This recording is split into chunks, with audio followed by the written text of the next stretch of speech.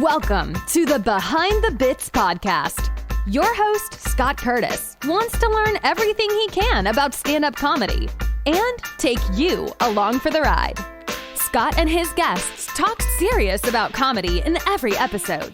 Behind the Bits will uncover knowledge from different perspectives on subjects such as writing and performing stand-up comedy, as well as booking shows and the comedy life. If you're thinking about becoming a stand-up comic, already in the comic game, or a comedy nerd, Behind the Bits is the show for you. Now, let's get Behind the Bits.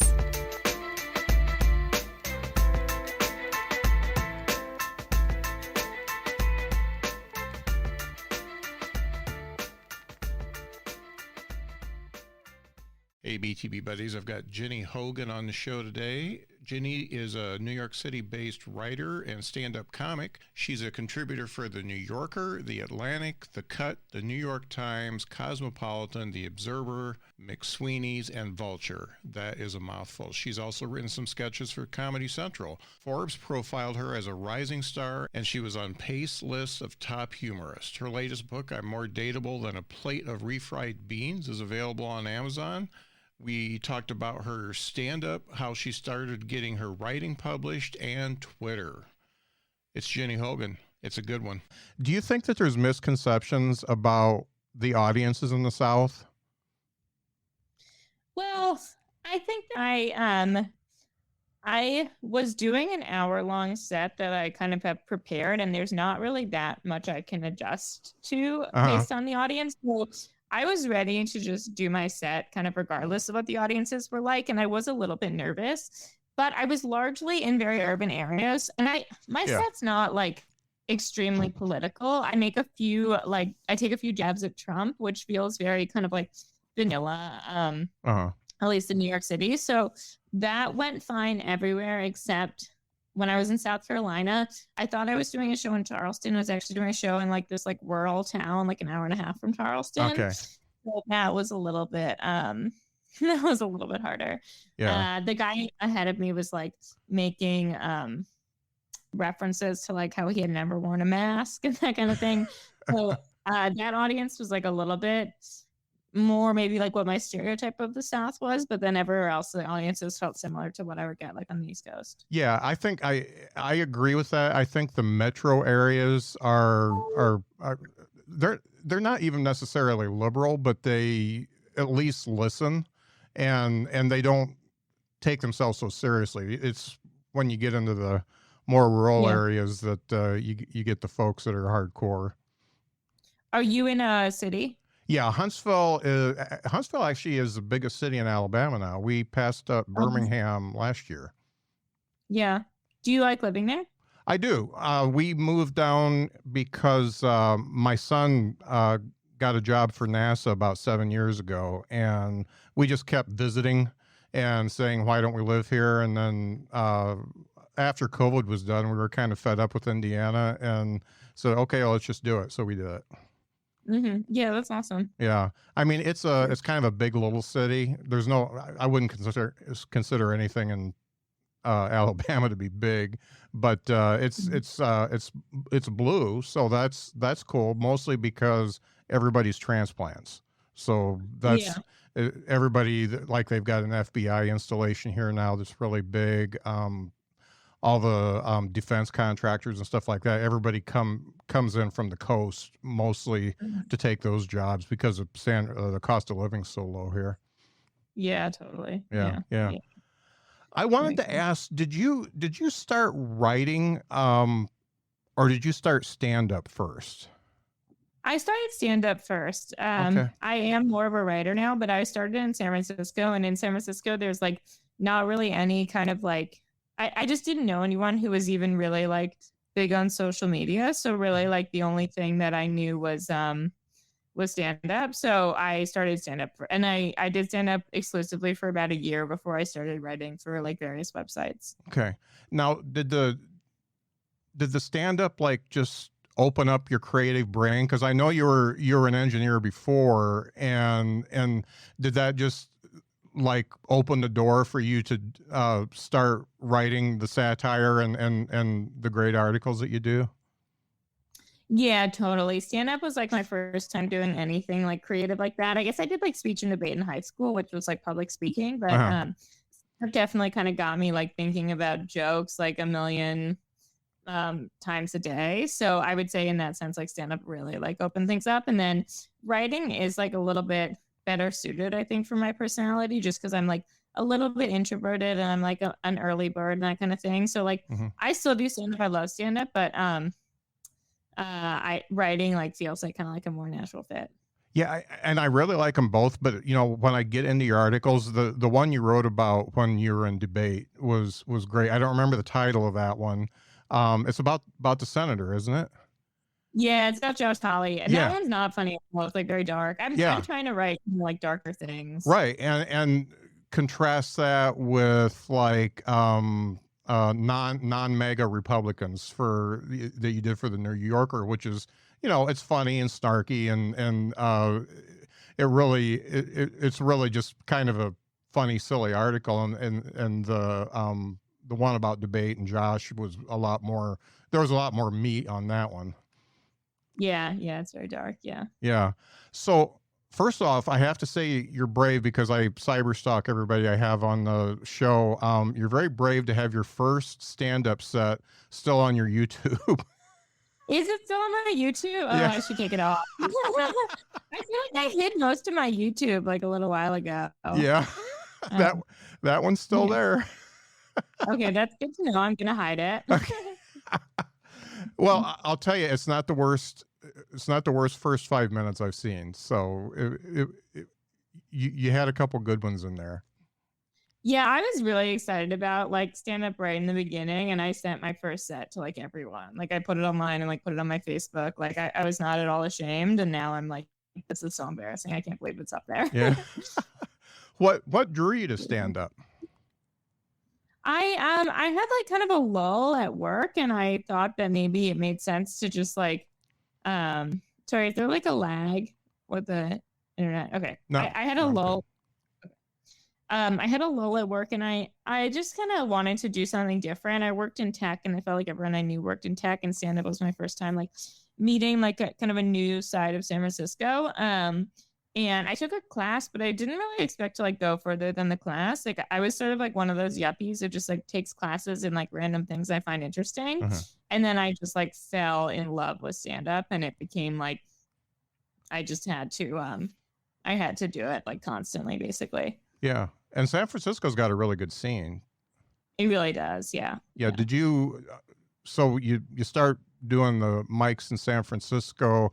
Did you meet anybody that gave you some really great advice out of at the onset? Yeah. Well, I think that a lot of people gave me like, I think that I can't really point to like one person who's given me like, who's been like my mentor, but I think that at every step, like there was like a different person sort of like guiding me to the next step. So like when I started doing comedy, like the first challenge was like going from open mics to like booked shows. So it was like how to get booked on shows, and people like gave me advice on like getting a good tape and sending that tape to producers and that kind of thing. And like, so then like from there, I kind of like moved on to doing book shows. And then once I started writing online, I reached out to other people who were also writing online who like gave me feedback on how to turn that into like getting a manager and running a book and that kind of thing. So from that perspective, it's been really good. Like I feel like I've always had people to kind of like ask for help as I went, which was really good. I've heard that scene is really, it's really kind of a close-knit scene, and it's not as hard on you as New York is. No, yeah, it's much warmer. Yeah. Have you done a lot of stand-up? I've done it like as a hobby for about 6 years. Yeah. So, is there a good scene in Huntsville? Actually, there is, and really a couple guys built it up. Matthew Tate and Scott Eason are both here, and I can do an open mic, I think, 5 nights a week. And they've got a stand-up live, which I think is associated with Zanies. Oh, cool. One of the bigger franchises, and then they've got a couple smaller theaters and a lot of showcase shows. And then we're only a couple hours from Birmingham, not even not even 2 hours from Birmingham, and then Tuscaloosa is Yeah. pretty close too. So it's pretty good seeing. You see people from all three cities, no matter where you go. Yeah. Yeah. That's awesome. Yeah. Yeah. So thinking about your act, which I really like, it's funny because you're about the same age as my daughter, and it's funny how my generation of people don't understand how your generation of people see the world. You're a lot more pragmatic about it. You know, you really you kind of know what's going on. And when I think of myself at your age, I didn't know what was going on. And you know, I was just putting my head down and working. And you're a lot more informed. And I know the internet has to do with that, but you take the time to be informed and you understand the issues a lot more than I did at that age. Mm-hmm. Yeah. Yeah. Do you feel like what do you feel like your generation was like not as well informed about? You know, like politics, the world situation, and we also stamped a lot of stuff down. Yeah. You know, it was. I mean, you know, you're a woman, and you know how hard it is now. You know, it was even harder then, and you know, it's just I think we. And really, that's what I'm turning my comedy around to be, is kind of a hopefully a soft anti-boomer sentiment from a boomer. So that's what I'm going for. And so it's kind of like everything seemed good, so we just lived our lives and didn't really look into what was going on in the country and in our neighbors' houses and stuff like that. Does that make sense? Yeah, that makes a lot of sense. Yeah. Maybe that'll give you some material. Yeah. That's good. Yeah. So like I said, I really like your stand-up. How did you come to the stand-up persona that you are that you have on stage now? Because I mean, you really got an hour pretty quickly. Oh, thank you. It doesn't feel that quick. It's been like 6 years. Yeah, I guess, like, honestly, I worry that every year I'm like writing less stand-up. Like, I feel like my first year of stand-up, I wrote like half an hour of jokes, and obviously a lot of them aren't good and I don't tell them anymore. But yeah, I do feel like I just kind of am always sort of, I used to just like really write like a ton of jokes and kind of like throw everything at the wall. And now it feels like new stuff I write has to like sort of fit in with like my existing stand-up persona. That said, I try not to like be too attached to having one specific character on stage. So like I'm telling my hour is like a chronological story of my 20s. And the nice thing is that like I go through like many different iterations of like people in my 20s. So like there are times when I'm very loose and dating a ton of men, and then there are times where I'm like practically celibate and like I get sober and I get like a lot more serious. And so like all these like different jokes can kind of work in the same hour because it's like describing like how I'm changing as a person. And so that's like pretty helpful, I would say. Yeah, so in that sense, I don't feel like super attached to having like one persona on stage. I think in the beginning, I really just like wanted any joke I thought was funny, I would just like put it in my set. Like it didn't really have to like match any kind of personality. Right. Yeah. You've definitely got a theme that flows through, and I just really enjoy the honesty of it, and the fact that you're really talking about, you know, your life and how things have affected you, and just how people your age think now. And it really, it's helpful for somebody like me to watch that and then have a conversation with my kids who are about your age and kind of understand where they're coming from. Oh, interesting. Yeah, that's good to know. And it's funny too, because your kids don't talk about, you know, explicit sexual stuff, but they talk about the other stuff, you know, depression and all that kind of stuff that it's just an epidemic these days. So I really, I think that watching you made me understand my kids more. Oh, that's really nice to hear. Yeah, I yeah. appreciate you saying that. How many kids do you have? 2. Yeah, just 2. 2. Okay, son and a daughter. Yeah, yeah. We're the nuclear family, you know. Yeah. Just don't have a dog anymore. Yeah.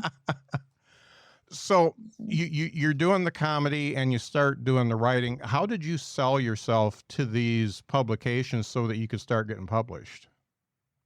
Yeah, I mean the pieces like are at least at the New Yorker and McSweeney, they're fully written by the time that I pitched them. Mhm.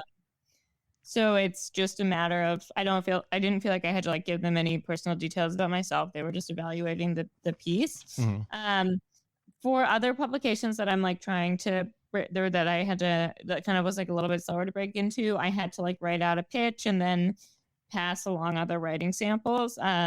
It is like one of those like chicken and the egg problems where like you need some publications to get some publications. And I think a lot of the times you have to like just kind of put stuff up on a Medium blog, or else no one will ever want to publish it on their website.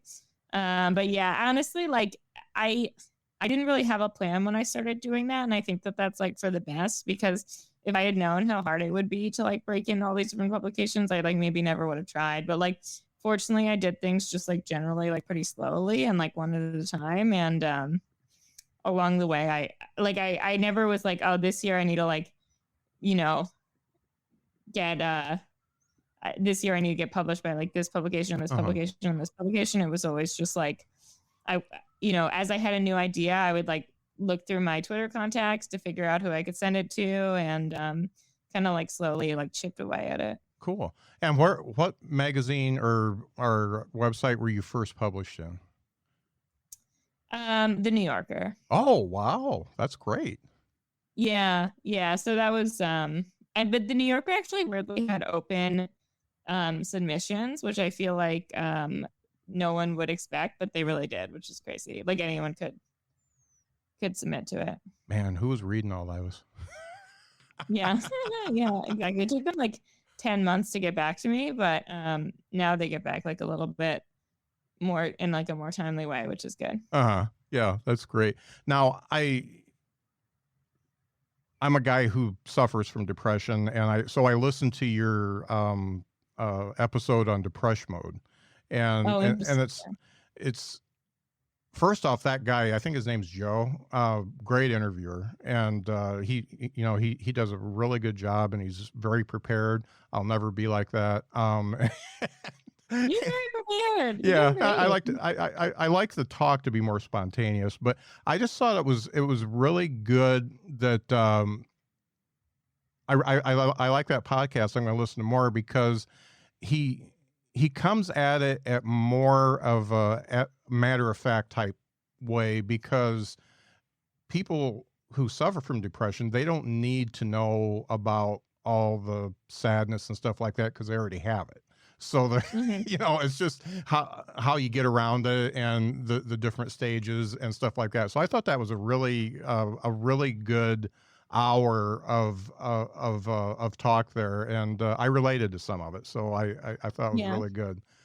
Yeah. Now you talk about the fact that the stand-up really kind of fed into the fact that you were getting into alcohol too much. The drink tickets and stuff like that. Do you feel like that you could have had that same alcohol problem if you didn't do stand-up? Yeah, totally. I think it like really like got exacerbated by stand-up, but I feel like I was kind of like already getting there because I think it was like I just like didn't want to be in my brain, and I feel like that could have really like turned into like an alcohol problem, like kind of regardless. I think that like the fact that I was like in bars every night, a big thing about stand-up is that it like made drinking feel productive, which I think is like when things kind of really started to like spin out of control. So I do feel like maybe it would not have gotten as bad if I didn't do stand-up, but I definitely think like the groundwork was kind of laid like before I started doing stand-up. Okay. because I know that, for me, I still drink, and when I perform or I go to a show, I always drink, and it maybe light beer or something like that. It's not, I don't drink heavily, but I always have a beer in my hand or an old fashioned or something like that. And if I hadn't gone to the show, I definitely wouldn't be drinking, because I don't just sit at home and drink. So, being a social drinker, that's what it is. So I kind of want to talk about Twitter, because that's really was kind of your launching pad. How has Twitter changed since our buddy Elon took over for you? Not just Twitter in general, but are you getting as many likes and retweets and stuff like that you did before? I don't think I'm getting quite as many likes as before, which is could totally be me. My quality varies. I lost a lot of followers, but now I think the following loss has stabilized, and now I'm gaining followers again, which is good. Because I need to always be getting new followers if I want more people to come to my stand-up shows. So from that perspective, yeah, it's been hard, but I think it's okay. He let Trump back on, and Trump didn't start tweeting, which I guess is something to do with his contract with Truth Social, but I think it's great. I don't know. I think it's also kind of embarrassing for Elon that Trump doesn't even want to use his site, but I feel like that's kind of kept people on it. I think a lot of people would leave if Trump started making it the new Truth Social. But it's actually honestly been kind of nice to get on these new platforms. I got on Post, and I got on Mastodon, and it's good, I think, to just kind of diversify a little bit. I think that on Mastodon, I've encountered some people who weren't following me on Twitter, so it is kind of opening up a new potential fan base. So from that perspective, I'm I'm okay with it. Hey, Scott here. I want to take a minute to thank you for listening to Behind the Bits. If you get some info that will help you as a comedian, or if you just learned what being a stand-up comedian is all about, that's why I started Behind the Bits. It's a struggle for an independent podcast to find an audience. So if you like what you hear, there are 3 things you can do to help out. 1, give Behind the Bits a rating and review on your favorite podcast platform. 2, follow us on social media and interact with our post. Just a like does wonders for the algorithm. And the 3rd one is share an episode you like with someone else who might like it too. If you do any or all of these 3 things, the great guest I've had on Behind the Bits will reach more people like you. Thanks again for listening and for your support. With one of the best savings rates in America, banking with Capital One is the easiest decision in the history of decisions. Even easier than choosing Slash to be in your band. Next up for lead guitar. You're in. Cool. Yep, even easier than that. And with no fees or minimums on checking and savings accounts, is it even a decision? That's banking reimagined. What's in your wallet? Terms apply. See CapitalOne.com/bank for details. Capital One N.A. member FDIC. And I just wonder how many people are just starting Twitter accounts just to see what's up, or going to dormant. Yeah. I blocked Elon Musk on Twitter because I just find him annoying, and I couldn't resist the urge to comment. Yeah. When I was pissed off. So I don't even really know what he's saying. Yeah, it's nobody wants to know. It's well, some people do. Some people still think he's the second coming, but whatever. So with Twitter being kind of your main social media app, the blew up for you more than any other, did that, before Elon and all that, did that translate into audience members for you? Yeah, I do my stand-up show hourly or monthly, and I think most of the people come from Twitter. Right. I sell 60 tickets a month, and so I don't know how many are from Twitter, but I do have a promo code that I put on all my social media platforms, and I think over half the people who buy tickets buy it from my promo code.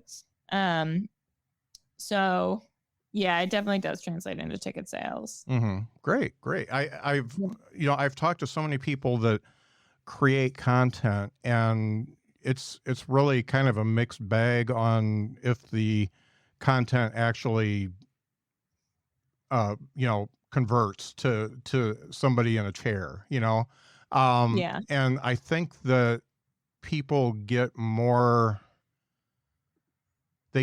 involved with prose, with your posting actual words than like watching a heckler reel or something like that, or a TikTok or something like that. I mean, they see it, they think it's funny, but do they actually equate that to a person? Yeah, that's interesting, because I would think a video would get like more, but I think that it could be true that people feel like they're seeing, like, kind of getting to know me more because it's words. Yeah, they're more invested.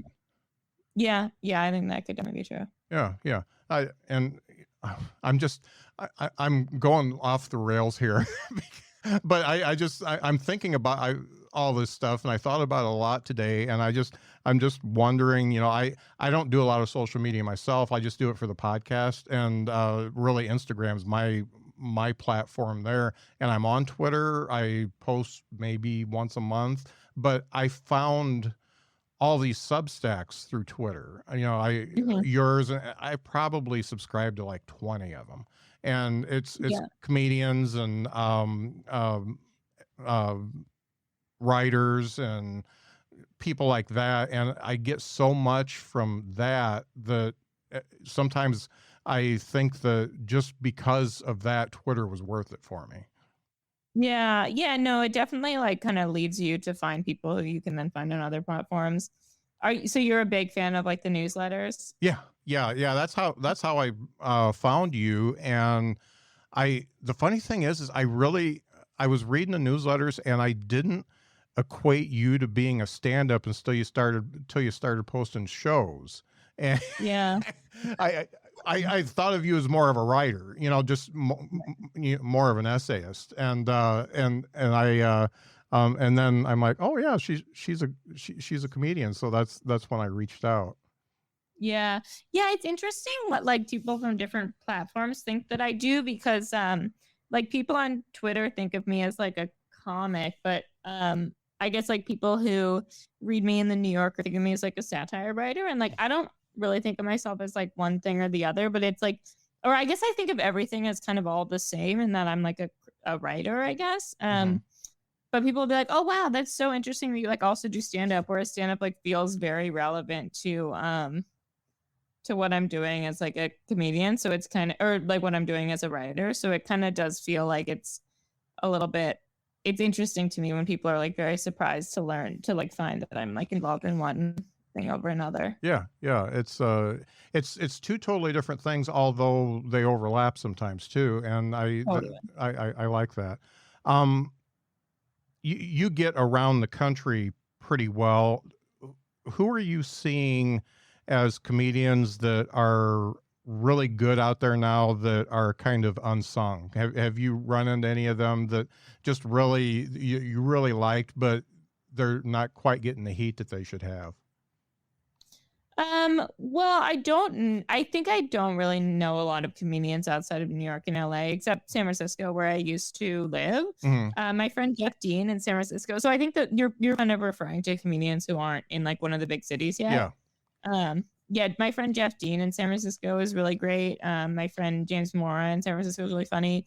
I love this woman, Holly Ballantine, who lives in Atlanta. Yeah, I know Holly. Yeah, she's great. And then I did meet comedians on the road, but it wasn't people I've like seen multiple times. Definitely people I thought were really good. But yeah, I think that most of the people I know though are in like New York and Los Angeles, because those are the places that I've like done the most stand up. Do you feel like there is a more even playing field for women in comedy than when you started? Do you think it's getting any better, or do you think just kind of in a holding pattern? I think maybe it's getting like a little bit better after Me Too, and that like women can kind of like complain, I guess, when things are messed up. Or I shouldn't say complain, but like women have kind of like recourse when people like treat them badly. But that being said, like I feel like you can still look at like lineups of any any club, and it's like mostly men. So I wouldn't say that things have gotten like dramatically better for women. But I think that actually the other thing that's helped women is like social media, because people can kind of find their own audiences. So like you don't need like a club to like approve you. Like you can just go and seek out an audience on your own. Yeah, I agree with that. It's funny. I see all the posters, and it's still a lot of clubs and a lot of promoters are, you got the token woman, you got the token LGBTQ, and you got the token somebody from a different race, and it just seems to be kind of a circular motion of that, and it's but other times, the one thing I don't like, and I don't know how you feel about this, is putting together a show and just saying, okay, it's ladies' night, it's all ladies, and just putting a whole bunch of women on the bill, whether they're funny or not, and just filling it up like that and making theme shows. I'm not a theme show type of person. How do you feel about that? I am not opposed to them, because I think that like I think for an audience member, like there are audience members who don't like to go to stand up because they think of it as like not going to represent them, and people who aren't going to be like talking about their lives. So I think that for like audience members who go to stand-up shows and feel like it's all men all the time, they're like happy to see like a ladies' night kind of thing. That said, like I do think it's like, yeah, like I don't want to be like a community who only does like women's shows and that sort of thing. So I feel like it can be like, it's kind of like maybe better for the comics than it is for the performers almost. But yeah, I'm not opposed. I don't run a show like that, but I feel like it is like, it's just kind of like a way to, it's also like helpful just for marketing to like find the audiences who would like a show like that, and kind of like make sure that people know that they're going to be like the kind of comics who would represent their lives. Just because stand up so like personal, like you want to make sure that it's like someone who's talking about things that you relate to. Yeah, I agree with that. Let's get into joke writing, because your jokes are, well, they're not really jokes. They're your bits are very well put together and very conversational, and autobiographical, all that kind of stuff. And you talk about trying to fit jokes into that persona and into what you already have. How has joke writing changed for you from when you started, and how do you do it now? I honestly think I do most of my joke writing on Twitter. I feel like any like funny idea I have like originates on Twitter. Like I'll have a thought and I'll tweet it, and then I will see if I can turn it into a stand-up joke or make a TikTok or something. TikTok actually is also kind of helpful for me, just for like saying things out loud and seeing kind of how they can be spoken conversationally, because a lot of times stuff on Twitter like really doesn't translate to TikTok. So yeah, I would say that those are kind of like my main two things. And then I sort of go like, once I think it can be like said out loud, I'll take it to like an open mic or to kind of like a more casual stand-up show.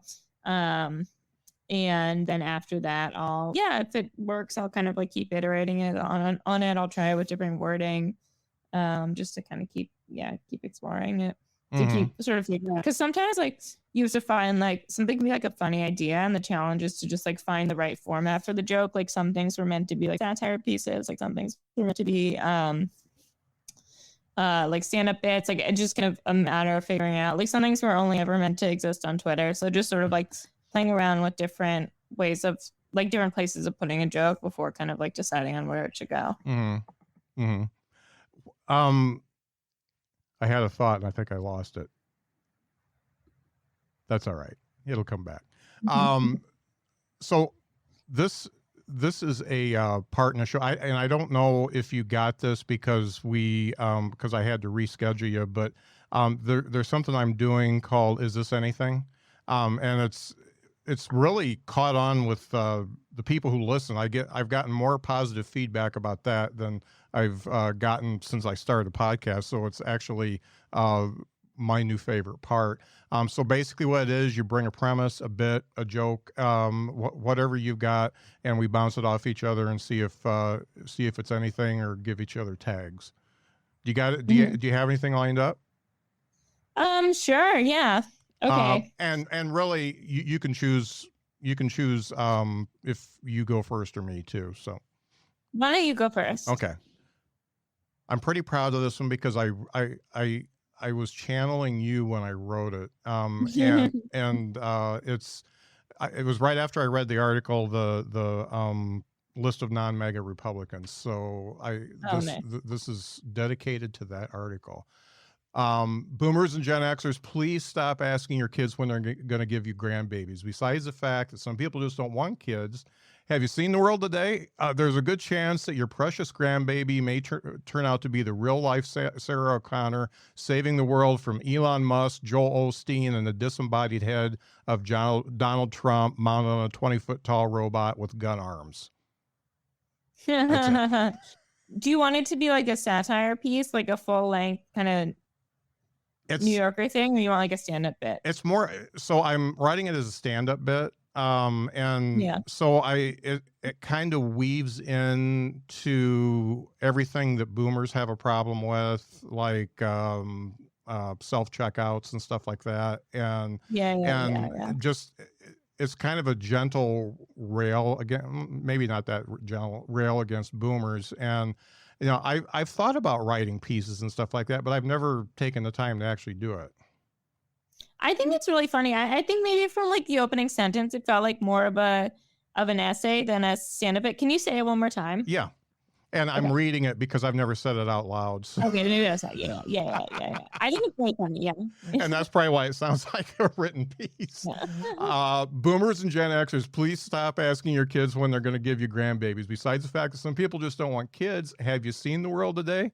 There's a really good chance that your precious grandbaby may turn out to be a real-life Sarah Connor, saving the world from Elon Musk, Joel Osteen, and the disembodied head of Donald Trump mounted on a 20-foot-tall robot with gun arms. Yeah, that's really funny. I think it's like, okay, so I feel like it should be like more clear that the grandchild is going to go after things that they love. Yeah. Because it doesn't, I guess I'm not on board with the idea that boomers love like Elon Musk.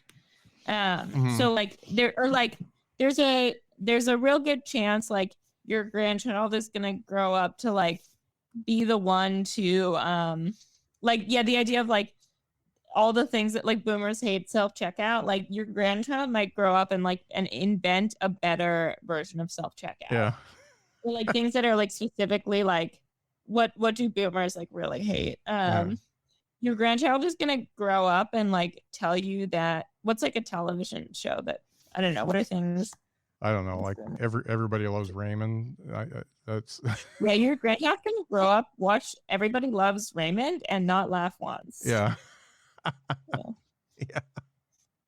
Yeah, I like that. I like that. And I feel like I could maybe dig more into, if I went the Sarah Connor route, I could dig more into that and how the world's getting to where it is and where it's going from here. I think I don't know Sarah Connor. Okay, there you go. Terminator. She was the kid's mom in Terminator. I see. Okay. Yeah. Yeah. See, that's why it probably won't work, because your generation doesn't know Terminator.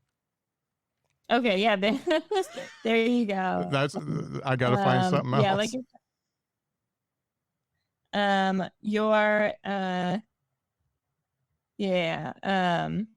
I'm looking at a BuzzFeed article for things boomers love. Like your grandchild's gonna grow up and not have any idea what a floppy disk is.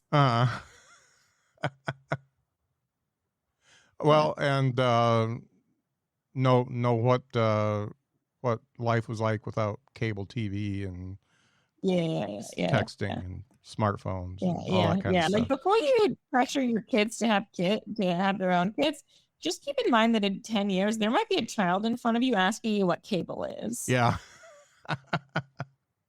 Like that, yeah. I like that. I'm taking notes as I go. Great, thank you. And it was really good that I bounced this one off of you, because if you don't know who Sarah Connor is, then that's kind of a deal breaker, because most of the audiences around here are about your age. So. Okay, yeah, there you go.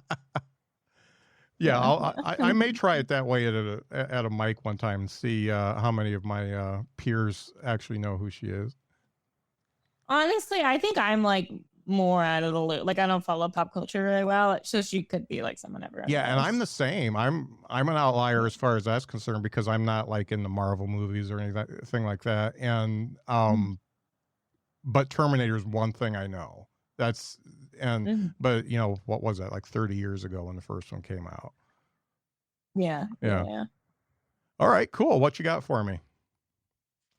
Okay. This one's based on like a tweet, but like something like, I really want to find a partner and start a family because I read one time that like 70% of people on their deathbed say the most important things in life are love and family, which does beg the question, why are you taking a survey of people on their deathbeds?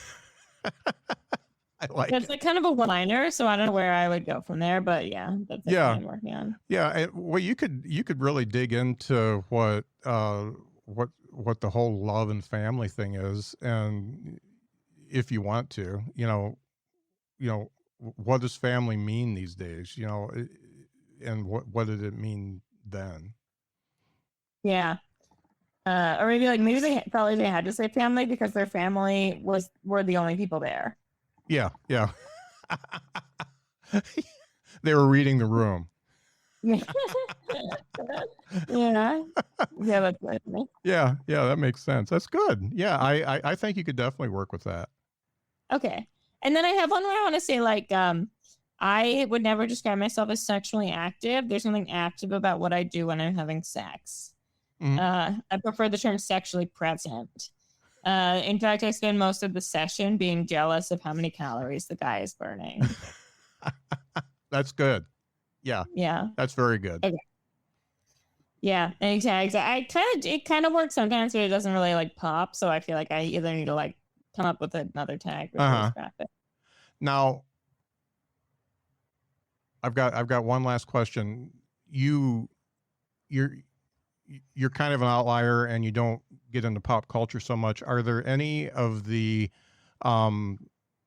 old-timey comedians that you've watched? Have you watched any of the older shows? Have any of them like put a light bulb above your head or whatever? Just you really got into what they were doing and it kind of inspired you? I wish I could say that I watched a lot of old comedians, but I didn't. I was never really a stand-up fan before I started doing it. Maybe like Mitch Hedberg, like that kind of one-liner style. Yeah, but I unfortunately was not like a big comedy fan as a child, so I don't think I have like a comedian who really inspired me. I love like Dimitri Martin. I wouldn't say he's an old comedian, and I actually wouldn't really say his style inspires me, but I do remember watching him like 10 years ago and thinking it was like really cool what he was doing, just cool and different. Cool. Well, thanks so much for being on the show. Yeah, thanks for having me. This is really fun. Thanks for doing a redo for me. Yeah. I'm glad the equipment stayed together. Yeah.